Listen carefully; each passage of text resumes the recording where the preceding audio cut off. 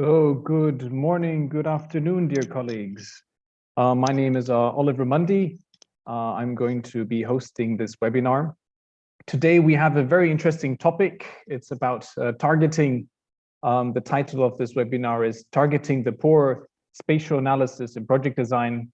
Very happy to welcome Jose, a fellow colleague of mine, based in the Sustainable Production Markets and Institutions Division of IFAD. Jose is based in Lima, and he will today present his work, how he uses GIS and spatial analysis in the design of IFAD-funded projects. IFAD's mandate, IFAD mandate is to support poor and vulnerable people in rural areas. And so this is a priority during the design of our projects. Jose today will present 3 examples of his work, how he does this in project designs in the Latin American region. This webinar is organized by IFAD GeoGroup. We are a community of practice for geospatial applications in IFAD. We aim to enhance IFAD operations through the usage of GIS tools, data, and methods. This community of practice is open, so anyone is welcome to join. You can go to bit.ly/geoIFAD, or just simply Google GeoGroup and IFAD, and you will find our web platform where you can register. You should bring an interest in GIS and remote sensing or Earth observation with you, and it would make sense if you are involved in IFAD operations. This is the 4th webinar in our series. We want that the webinars in this series are short and informative and on time. We want to showcase GIS work happening in IFAD operations or that are relevant to IFAD operations. Be aware that this webinar is recorded and live streamed on YouTube. You will also be a recording of the webinar will be also available afterwards. There will also be further materials available on our web platform DGroups, where you can find further materials. Today, I'm very happy to welcome Jose Delfin Carces Martinez. He is a IFAD country technical analyst, as I said, in the Sustainable Production Markets and Institutions Division of IFAD. He is based in Lima. And today he will present 3 examples of how he applied spatial analysis in the design of IFAD-funded projects. So Jose, welcome, and over to you. Okay, thank you, Oliver. Good morning, good afternoon, good evening, everyone. So I'll start sharing my screen. And so I'll go through quite quickly, so we are on time. So today I'll present you what we've done here in the LAC region regarding the usage of GIS for targeting at design. So we start here with the criteria that we have here at IFAD. So to target, as Oliver said, the poorest, the poor, and the most vulnerable. So for this, we've got this set of criteria that is used both for our country strategy as well as for our project concept notes. And as you can see, the scope and intensity of poverty is the highest of the priorities, followed by nutritional food insecurity, and then a list of our variables, which include also environmental degradation and climate vulnerability. What we've done basically in this project design phases is to first gather information at the international level, which is available at repositories, at international institutions and databases, which are variable in scale and also variable level of update. Usually this is quite informative, but in some countries, as we will see, the information is quite scarce. So we also go to the information at the national level, both at desk-based research and also local and official sources from field visits. This is quite vital because there are many countries that don't have open repositories or don't update them on a regular basis. So it's important to go to the field and actually collect this information. and then put all of this together in the maps and the analysis of the country and area of intervention, and also for building the project components and the targeting phase. So we'll go into three examples. One is the Avanzar Rural project, which was done for Peru. And this project is basically a scale-up phase of a previous project called the PSSA, adding also other areas. And in order to validate the areas of intervention and also to add new areas, what we did was basically to measure the levels of poverty, vulnerability, and economic viability of the areas of intervention. So in this first map, we've got, as you can see, these are the district level areas of the country. And in here, you can see the legend that shows as goes rather the high levels of poverty. So we've got a good concentration of poverty areas here at the northern part. Also here at the central part, this was one of the areas that we added. This was worked alongside the national government, our counterparts here. And then we also decided to stay with this area as if it's not the poorest, but it's poor and it's vulnerable, and it's also close to the economic corridors, as we will see. So one of the topics that was managed here was about climate vulnerability. So what we did was actually gather the information that was available for climate events that had taken place. So this was the official data that it was available up to 2012. And basically we can see here three main climate generated events, such as floods, intense rain, and landslides or mud flows. And as you can see, there's a correlation between the areas with a highest level of poverty and the occurrence of climate events, in this case, intense rain, that had already affected some of the activities of the previous project. And also floods here, that this is a river system that goes into the Amazon basin. You can also see the same happening around here and around here. And this also was some of the pieces of evidence to construct a component regarding environmental management in a territorial approach. And this project was also meant to further develop the value chains of the areas of intervention and also connect the production to markets. So what's important to see where were the areas of that we're going to buy the produce of our producers, and also how the connection was in order for the produce to get to the place of selling. So here, as you can see, we gathered this information from the government that it was on the national plan for commercial development. And here we have the main cities in the country, and also the road network that they established that were the main economic corridors. And as you can see, all of our areas of intervention are actually either connected by this network or really close to it. So it did make sense for them to be on this project that would further develop the value chains. So with this mapping, we could actually prove to the government and also have the evidence that this was going to be feasible for a further development of the value chains. Now I'm going to the second project, which is the Nica Pesca project in Nicaragua. We had to work a lot with information on the field, because the information that it's publicly available is quite scarce. So most of the information that you'll see here was basically obtained in the design missions that took place.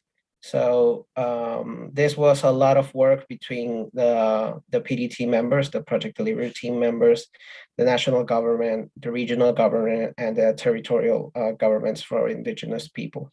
So the project basically focuses on the coastal area of Nicaragua, and it's based on fisheries activities. So the first action that we made was actually to see where were the main fishing communities. And for this, it was agreed upon with our counterparts to select the communities that were around the main water bodies of inland of the coast. So we did first 5-kilometer buffer from these water bodies, and this dots in red, as you can see here, were the areas that were near to this big water bodies. So once we did this, then we crossed this with the data for national protected areas. And this was important because this was going to determine what kind of activities could actually be done by the project in the different areas. So here, for instance, in this strip here, the activities were redefined because of the level of protected area that this area was. And the same here, the activities were formulated in attendance of this characteristic. The information of the communities also was crossed with the climate vulnerability that they were going through. So this information was also from the official climate hazard mapping in Nicaragua. And this took us to the point that we actually saw that the coastal districts or municipalities were the ones most in danger of climate events. So here we can see all of these areas in red are of high hazard, and this one's in medium hazards. And we also saw the social vulnerability, since the poverty data was not updated since 2005. What we used was the food insecurity index that was measured in children under 6. In this case, we used wasting, and this was a survey that was made on 2018, so it was far more recent. Again, we had to basically obtain this on the field with a lot of talks with the Ministry of Health department that was here in this region. From this, we obtained the information on wasting, and as you can see, there's a high incidence here at the south and also at the northern part.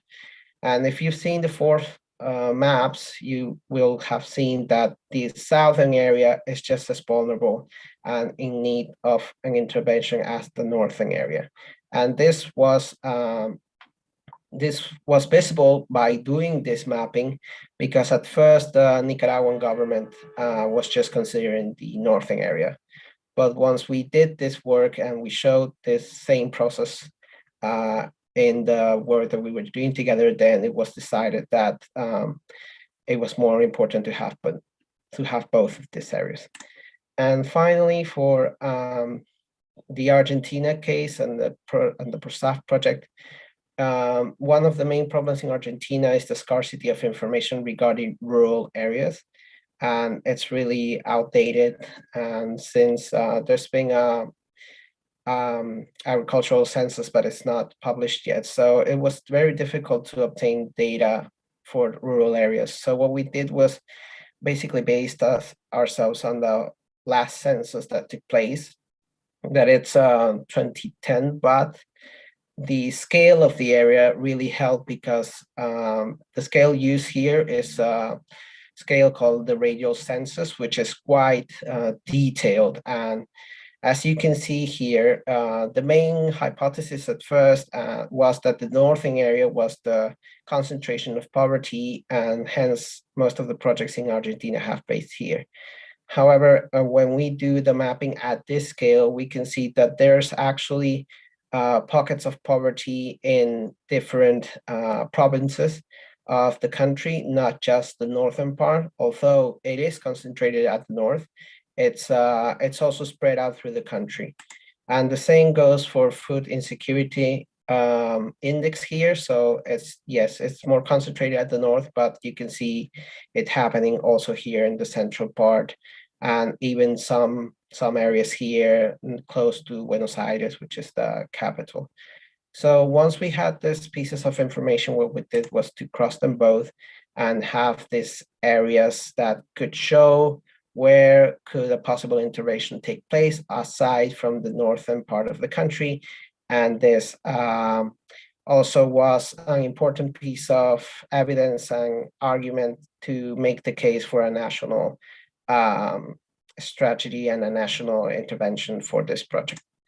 So this is how we can use GIS in an IFAD's project cycle, basically the design, as I've mentioned it. In implementation, we can also geotag and verify our project activities, plan, supervise, monitor the activities that are taking place. And for evaluation, this is extremely important for impact assessments and also for disseminating the information. So as we've seen, the GIS and geodata allows us for integrate multiple levels of data and information for evidence-based decision-making, as happened here. This is a result of both teamwork and technical knowledge, and also collection of processing of information that is vital that we do it correctly in order to have evidence-based decisions. And this can happen not just for targeting, but to any spatial phenomenon. So thank you, everyone, and I'm open to any questions that you might have. Thank you, Jose. Thank you for this very interesting presentation. So, dear colleagues, now we have time for questions and answers. At the bottom of your control panel, you will be able to find a Q&A button. There you can click on it, and there you can type in questions that Jose and I will be able to read. So please go to the Q&A button and type in your questions. I see that we already have a first question from Adiso. He's saying, interesting job. I wonder if you have a mechanism to cross-validate your finding spatial analysis with what is actually happening in the ground. Secondly, does IFAD has the capacity to apply this for all of its projects, project designs, I assume? So, Jose, do you feel comfortable answering this first question, or these first two questions? Yeah, sure. Yes, so the way we could validate this is first, as we mentioned, the different sources of information. So we start with finding the information from international repositories and also how would you say it? Like prestigious repositories that do a lot of quality assurance work. But also what we do is when we go to the field and when we discuss to our official counterparts, they are also the ones that validate the information that we have. So we present this information to them, and they are the ones that say, yes, this sounds correct. The information that you're using is our official source or the ones we validate. And then we can also do some sort of a qualitative validation when going to the field and actually visiting the communities. Because of the time for design, we don't have much space to do a proper baseline study, but it is true that we do this cross-cutting, this cross-validation on this way. And does IFAD has the capacity to apply this? I think it's possible that IFAD could do this for all of its projects. It's just a matter of capacity building of our teams in the field. I think that it's not that complex the way I've done it. And I think that with capacity building and also with a conscious focus on how can this actually inform the design, then I think that this can be made. Yes, it's not that complicated, and I think the PDTs and the projects would greatly benefit from this kind of methodology. Thank you, Jose. Marie even has a question. Basically, how much time does it take you to develop these maps? Did the government appreciate such maps, and have you mainstreamed their use in project implementation as well? So not only one question, but several. Yeah. Okay, so it depends, and depends on the availability of the information. It depends on how processed it already is. For instance, in the Argentina project, it was actually quite fast because the disaggregated information was already worked by the CONICET and UCA sources, which are both public and academic institutions in Argentina. So that was quite fast. But for instance, in Nicaragua, it did take a while. I would say maybe a month to gather all of the maps and gather all of the information because of the scarcity and dispersion of the sources. As I mentioned, I think that the spatial information that we had was actually quite useful. First for us in the team, in the PDT, in order to properly visualize what we were facing and how our activities were actually going to develop in an area, because all of the interventions that we do happen somewhere. So we respond this where is happening and what are the dynamics that are happening for the government as well. As I mentioned, both in the three cases, but especially in Nicaragua, the visualization of the information led them to actually conclude that it was important, the activities and the areas that we were proposing. So I think it's a powerful tool to make not just the evidence, but also visualize what we need to do and how. Thank you, Jose. There's a question from Michael from FAO asking, is there any documentation publicly available on the methodology and data sources? Can you share this with this community?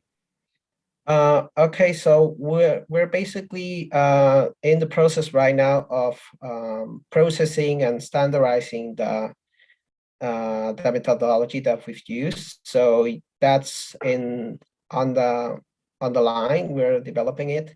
It's not ready yet, but once it's available, we'll surely publish it and make it available for everyone.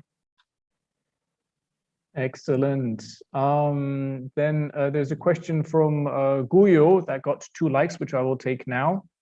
Where could you say is the biggest demand for these kind of geo products? At design of a new project or shaping interventions of an ongoing project? And which other stakeholders have shown interest? I would say that the potential for the use of this is for any stage of the project. So that's why I tried to show this on the one of the final slides, because the importance in the design is that it actually tells you where these dynamics are taking place, where is the targeted population, and how do they interact together. So I would say that the demand is there, at least in the LAC region. We've worked this now in around 5 or 6 projects.